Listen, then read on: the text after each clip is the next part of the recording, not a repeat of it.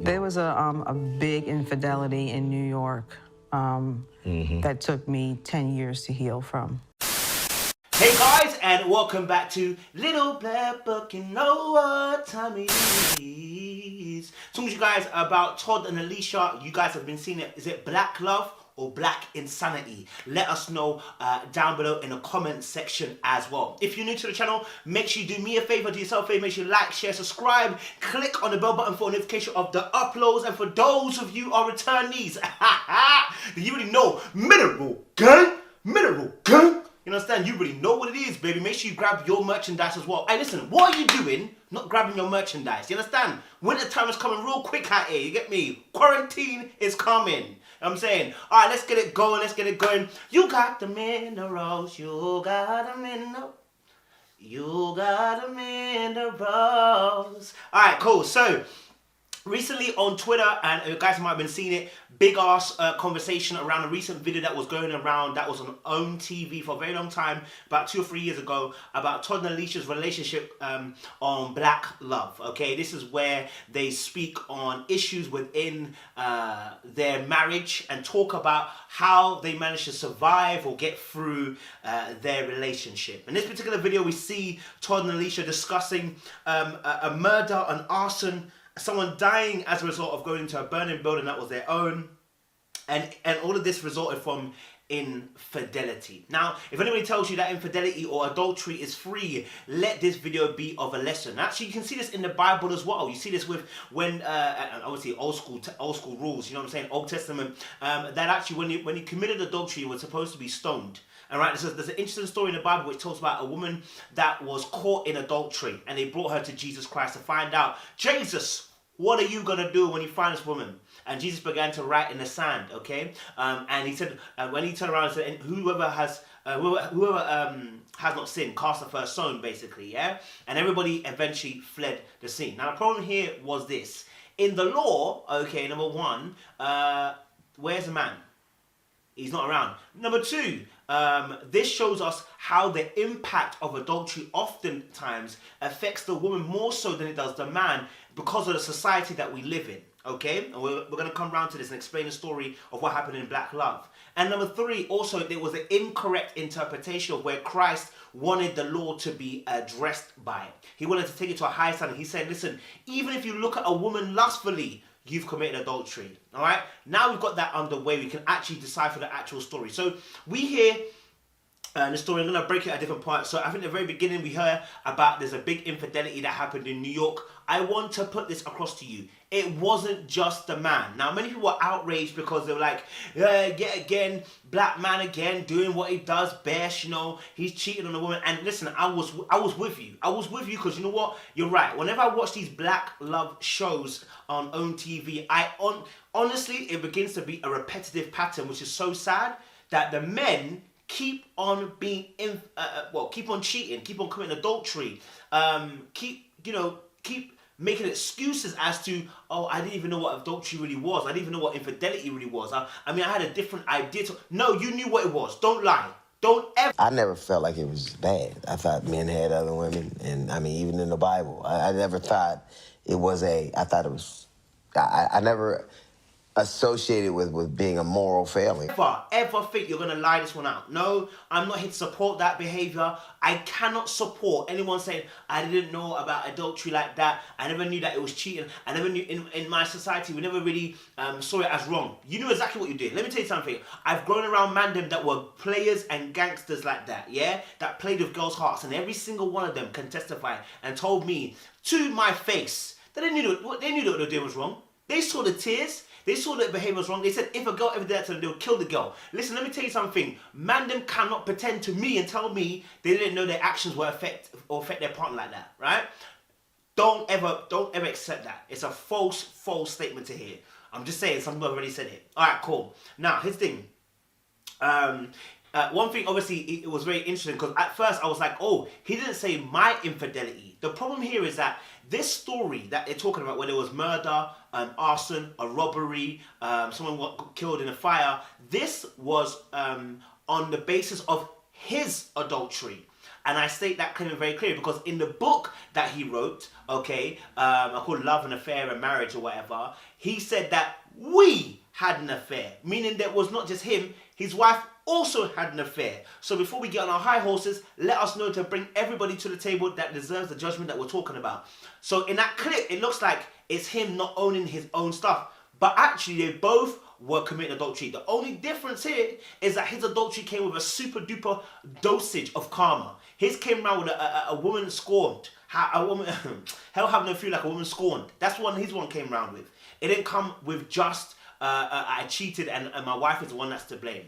And I guess that really makes us open our eyes to understand something. Infidelity don't just affect your partner. It can affect your children. It can affect your generations to come. It affects the party who's committed adultery with you as well. It affects their family because depending on how big this gets, you know what I'm saying? It affects friends and family around you alike. So this is not free. Adultery, cheating is not free. Okay, if we stop thinking about it like, oh, I can get away with it, I'm going to do a little here, a little bit there.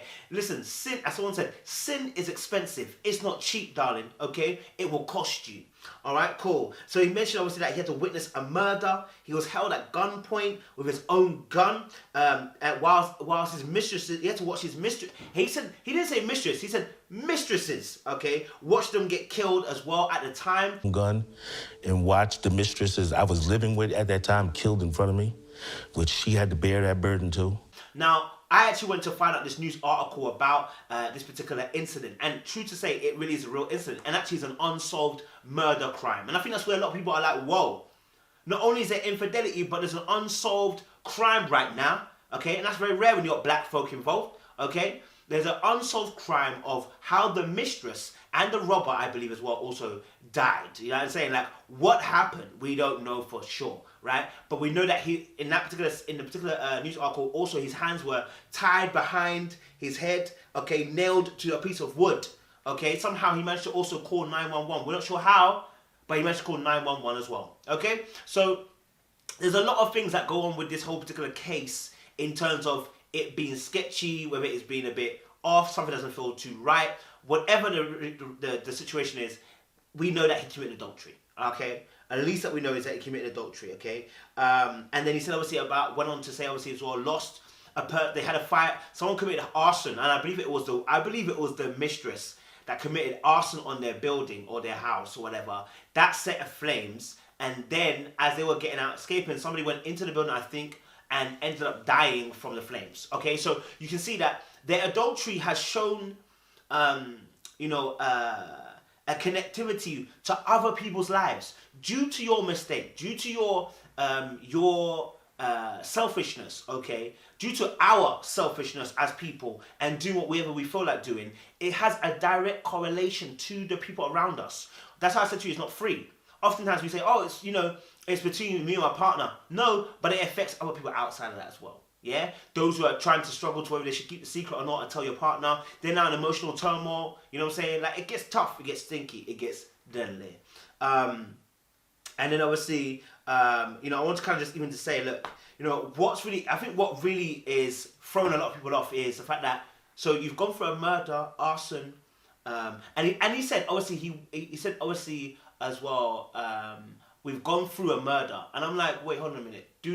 When you say got through it, the way he said it, it sounded odd because, like, we witnessed a murder. It's different from we went through a murder, which means, like, did you do it? Did you know who did it? Kind of thing, like. You don't want to wish it on your worst enemy. We had to experience murder through that. We witnessed a murder. It's different. Like, that means we saw something. But it sounded like he was part of something. You know what I mean? Like, I don't know. Maybe it's just me picking up on it. Maybe it was a Freudian slip, but it just felt a little bit some way. And then also as well, I think with the Black Love, couple series as well, a lot of people complain the fact that can't there be couples who are black and in love without there being cheating? And number two as well, a lot of them have a lot of dark-skinned men have women that are lighter in this Black Love. And the question goes on to say again, which is that this whole promotion of Black Love, is it really Black Love if there's not a full representation of dark-skinned people also being involved? Again, I know I'm mentioning colorism again, but it is prominent because oftentimes when we look at acceptable couples, this normally happens. I've been telling you guys about this. When I watch sometimes a Hollywood film and I see the dark skinned girl being being the fat friend, or being the ugly friend, the girl that doesn't get guys, and then you see the light skinned friend who's the main character getting all the guys coming after her, and it sends signals. If you don't know, actually, there's a video with I can't remember her name. Is it Erica Campbell? It might be. And her daughter. And her daughter's obviously dark skinned. And she's also explaining the fact that, you know, she's gone through some things. You know, and the fact that as a light skinned mum, you're not experiencing what my world is. Most of the guys that are talking to me, yeah, they might like me, but the majority of them like light skinned girls. Light skinned girl. No, it's brown skinned girl. You know what I'm saying? There's an intentional reason why we put it brown skin girl, because we want to bring a highlight to an issue. That light skinned girl, you know, that girl is getting a lot of favor because of the colorism that's been embedded into especially black males, okay? So we're not cussing, we're just trying to alert you and just trying to open your eyes to the fact that why is it on Black Love there were so many couples that were either interracial, or the wife was lighter, or the husband was, or the wife was lighter, yeah? And that shows us a pattern. And then therefore when there's a pattern, we can establish something and say, hey, something isn't quite right here. Obviously, there's obviously because of the cheating and everything, the infidelity as well, again, it promotes this idea of struggle love. Struggle love. Struggle love. You know what I'm saying? So what people are frustrated with is that whenever we see representation of black love, why does it have to be struggle? Why does it have to showcase where we are suffering? Why does it have to showcase a relationship where people are not on their best? They're not at their best. Why is it we've seen marriage problems, but the marriage problems always seem to be starting with infidelity on the male side, and we don't see the infidelity on the woman's side, right? Because the majority of the reasons why is because women are very forgiving because of the society that we live in, and the men move mad because of the society we live in, and they get a leeway, and so what we see now is struggle love, which is, I'll love him through anything. And I'm not saying that we shouldn't love our partners through almost everything, but there's sometimes we have to say to yourself, you're being abused now, taken advantage of emotionally, sexually, physically by this man when he does his action consistently over and over and over again. He's showing himself to be inconsistent, he's showing himself to be consistent in this area, and he's showing himself a lack of remorse for yourself. You understand? So, guys, I mean, I hope that was a little bit of a rundown. I didn't want to go too deep, but just to let you know, yes, they both were cheated. You know, they both were cheaters. One just had a more dangerous effect, after effects of their behavior. So guys, make sure you like, share, subscribe, click on the bell button for notification of the uploads. We appreciate you. Stay locked, stay loaded. More love.